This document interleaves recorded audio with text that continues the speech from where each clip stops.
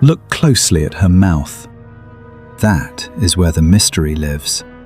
Stare directly at it, and the smile seems to fade, almost flatten. Look away, let your eyes drift to her cheek or her folded hands, and it returns, warmer than before. For centuries, people called this magic. A trick of paint, a trick of genius. But it is not a trick. It is an instruction, written first in flesh, then in ink, then in oil. While Leonardo da Vinci was perfecting this smile, he was not only holding a brush. He was in a morgue beneath a hospital in Florence at night, peeling skin from the dead, tracing the muscles and nerves that build an expression from nothing. This painting is not simply a portrait. It is the record of a dissection. And the proof of it did not vanish with the bodies. It survives in his own hand on paper. This is the Mona Lisa, likely a portrait of Lisa del Giocondo, a Florentine merchant's wife. Leonardo carried it with him for almost 14 years, reworking it until his death, never quite willing to call it finished. So the question is simple. Was that flicker an accident? Something he stumbled into with a lucky stroke of the brush? Or did he build it, the way he built everything, on purpose, down to the nerve? To answer that, you have to leave the painting behind and follow him into the dark. Everything we know about Leonardo says the smile was not a guess. He kept daily lists of things he needed to understand, including what the tongue of a woodpecker actually looks like. He made no real line between art and science. This is a man who would start a painting, set it aside for 20 years, then return and rebuild a neck muscle because a fresh dissection had taught him something new. He would rather leave work unfinished than finish it wrong. So when Leonardo needed a smile, he did not paint what a smile looks like from the outside. He went to find out what builds one from the inside. It led him to the hospital of Santa Maria Nuova in Florence and down into its morgue around 1508. There, at night, by candlelight, Leonardo worked on the dread. Over 2 long campaigns, he opened perhaps 30 human bodies, men and women of every age, filling hundreds of pages with drawings and thousands of words. None of that was required to paint a smile. He needed it anyway. His most carefully documented subject was an old man who told him, hours before he died, that he was over 100 years old and felt nothing wrong beyond weakness. He passed quietly, without pain, sitting on a hospital bed. Leonardo dissected him, in his own words, to see the cause of so sweet a death. He found signs of hardened arteries, a damaged liver, the quiet machinery of a body finally giving out. But he did not stop at organs.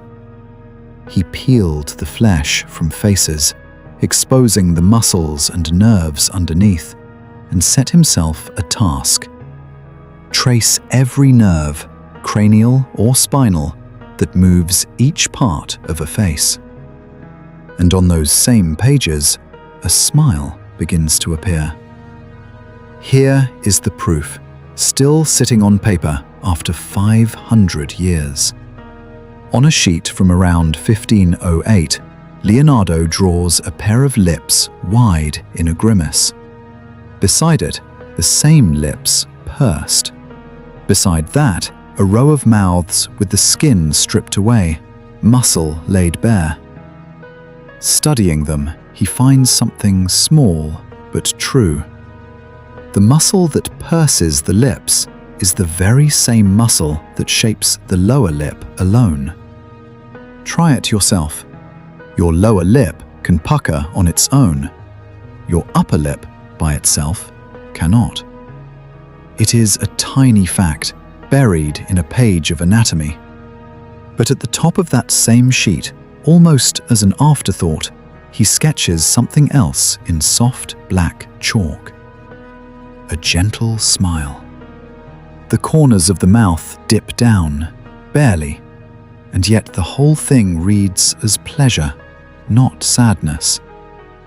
Amid the grimacing, peeled-back mouths of the dead, that one small sketch is, as his biographer Walter Isaacson argues, where Lisa's smile begins. But muscle alone does not explain why it flickers. For that, Leonardo turned to a different organ. He had dissected the eye as well, and from it, he learned something about how sight itself works. Light does not land on one single point inside the eye. The center of the retina, the fovea, catches sharp color and fine edges. The ring around it catches only shadow, only soft shape. Look straight at something, and it comes into focus. Catch it from the side, and it blurs, as if pulled further away. Now look at Lisa's mouth again. The fine lines at its corners genuinely turn down, faint but real, matching that chalk sketch of a downturned smile. Stare directly at her lips, and your eye is sharp enough to catch those lines. She looks almost solemn. But let your gaze drift to her eyes, her cheek, her folded hands, and the mouth falls into your peripheral vision. The hard lines blur away. Only the soft shadow remains, curving gently upward. The smile brightens exactly when you stop hunting for it. Modern researchers have measured this and found the same trick hidden in two of his other portraits. The smile was never a small, separate project for Leonardo. It was one piece of an obsession that consumed the last 2 decades of his life. He carried the Mona Lisa with him for nearly 14 years, never quite finishing it. The way he never quite finished the notebooks on the brain, the heart, the muscles built up layer by layer like an engineer's drawing. He came close to discovering how blood truly moves through the body, then stopped, unwilling to abandon older beliefs he could not yet disprove. Perfection, for him, was worth more than delivery. And in this one face, all of it converges. The anatomist, the optician, the painter, folded into a single, quiet expression that took him a lifetime to earn. Look at her mouth once more.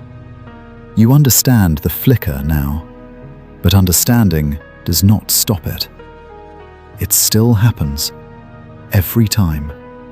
The most famous smile in the world was built from the dead, traced nerve by nerve in a cold morgue, then aimed at the blind spot in your own eye. Leonardo spent his life learning to show what feelings look like from the outside. But here, in this one face, he seemed to land on something larger. That we can never fully read what moves behind another person's expression. There is always a soft edge over the truth, a shadow we cannot quite bring into focus. So the next time someone smiles at you, ask yourself what you are actually seeing. Look closer.